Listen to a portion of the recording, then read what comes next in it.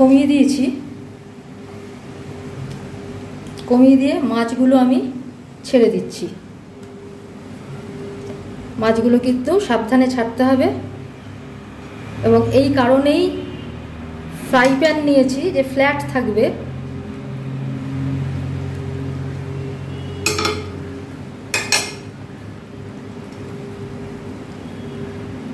চার পিস মাছ ছেড়ে দিলাম, এবার এটা আমি ঢাকা দিয়ে দেব।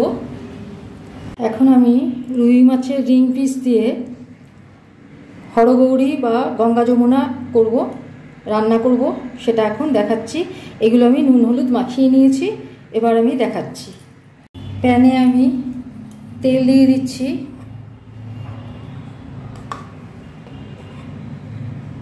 ফ্রাই প্যানে আমি 3 চামচ মতো তেল দিয়ে দিলাম।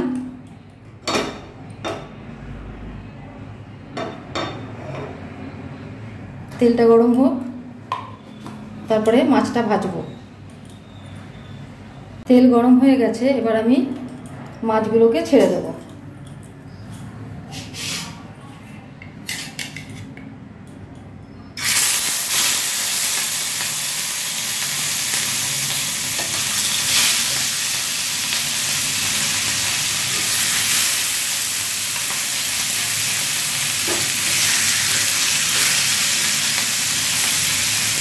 এবার ঢাকা দিয়ে দিচ্ছি, ভালো করে ভেজে নিয়ে ফিরে আসছি।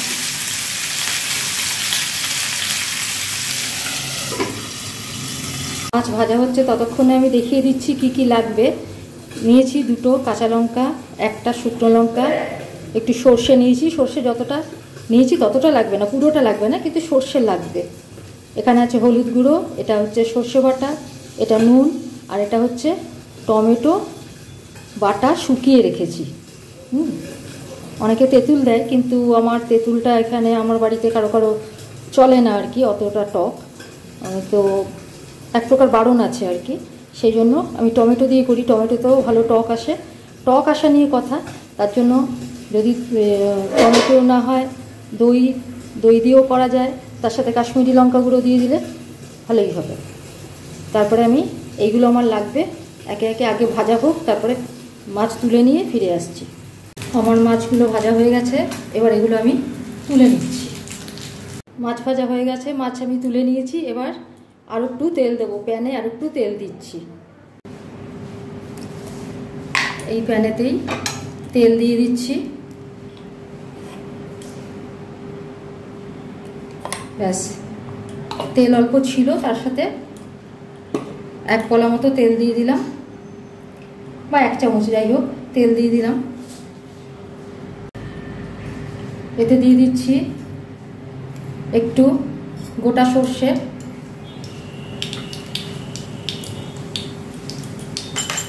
2টো কাঁচা লঙ্কা দিয়ে দিচ্ছি, 1 পিঞ্চ হলুদ দিয়ে দিচ্ছি, 1/2 চামচ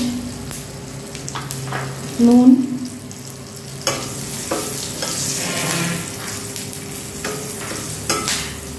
আঁচটা কমেই রেখেছি।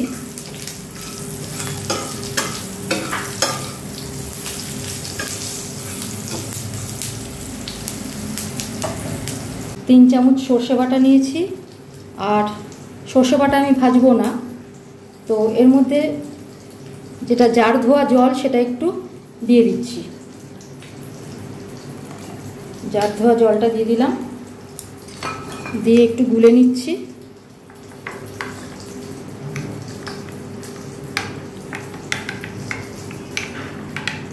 এটা কিন্তু আমার কাঁচা লঙ্কা দিয়ে, নুন দিয়ে আর কাঁচা তেল দিয়ে বাটা রয়েছে, ঠিক আছে। এবার আমি এটা এখানে দিয়ে দিচ্ছি। এটা কিন্তু এইভাবে, আমি কিন্তু সর্ষে ভাজলাম না, কারণ আমরা সর্ষে ভেজে কাজ করি না, তিতো হলেও হতে পারে, লাগলেও লাগতে পারে, সেই জন্য আর একটু এতে জল দিয়ে দেবো। বাটি ধোয়া জলটাও একটু দিয়ে দিচ্ছি এতে, ব্যাস একটু ফুটুক।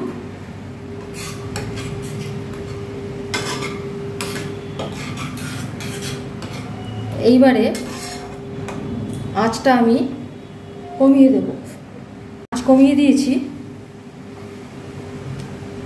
কমিয়ে দিয়ে মাছগুলো আমি ছেড়ে দিচ্ছি। মাছগুলো কিন্তু সাবধানে ছাড়তে হবে, এবং এই কারণেই ফ্রাই প্যান নিয়েছি যে ফ্ল্যাট থাকবে।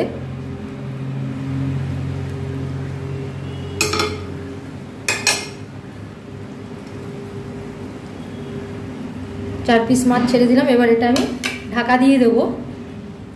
ঢাকা দিয়ে দিয়েছি, 5 মিনিট পরে ফিরে আসছি।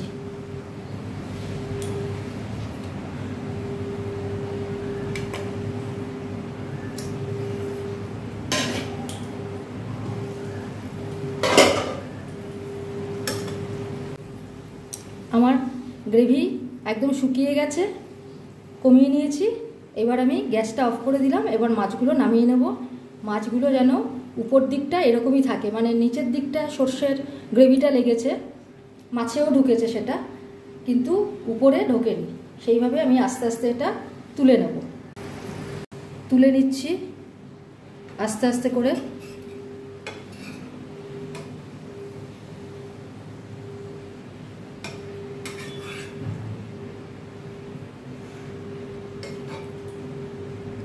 গ্রেভি কিন্তু একদম শুকিয়ে গেছে, এখানে এই রকমই হবে।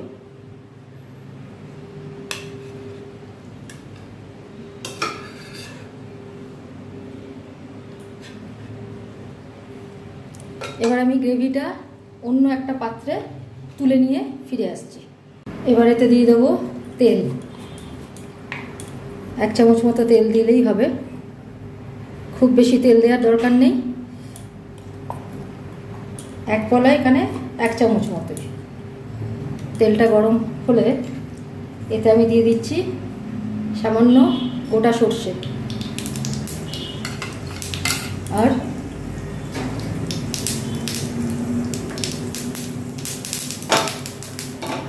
দিয়ে দিচ্ছি শুকনো লঙ্কা একটা, এটা কেটে দিচ্ছি।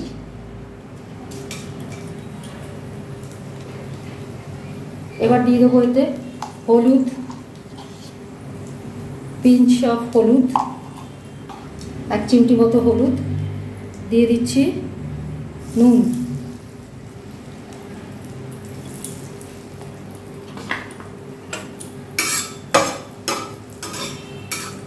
হালকা আছেই আমি ভাজছি। এগুলো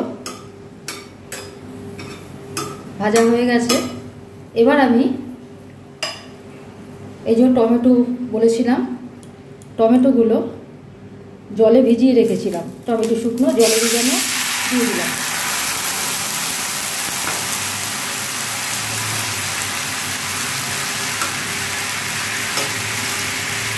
এটা জলেতে গুলে যাবে। আর এতে দেবো একটুখানি চিনি,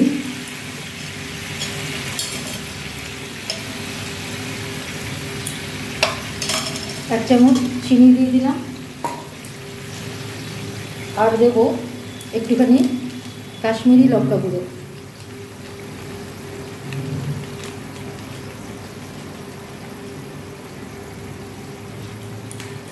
এবার টমেটোটা আমার গুলে যাবে জলেতে,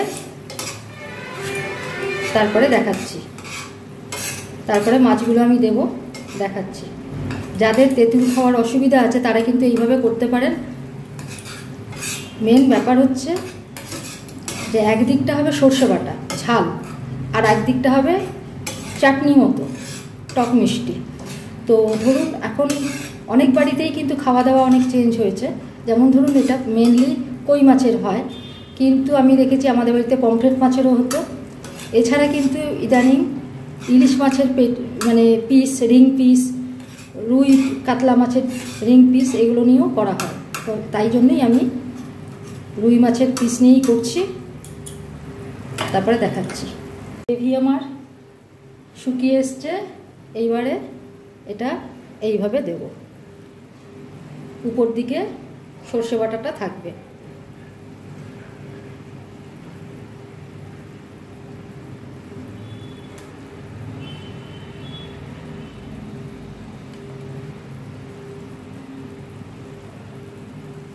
টমেটো দিয়ে করে দেখবেন, দারুণ লাগে, দারুণ টেস্ট হয়েছে। কারণ সবার তো এখন তেঁতুল খাওয়া সম্ভব নয়, যার জন্য এই দেখুন এগুলো লেগে রয়েছে। খেতে গেলে কিন্তু যেহেতু সিদ্ধ করা হয়েছে জল দিয়ে, সেই জন্য কিন্তু টেস্ট আপনি পাবেন, দুদিকে দুরকম টেস্ট আপনি পাবেন। এই যে শুকিয়ে যাচ্ছে, ড্রাই হয়ে যাচ্ছে।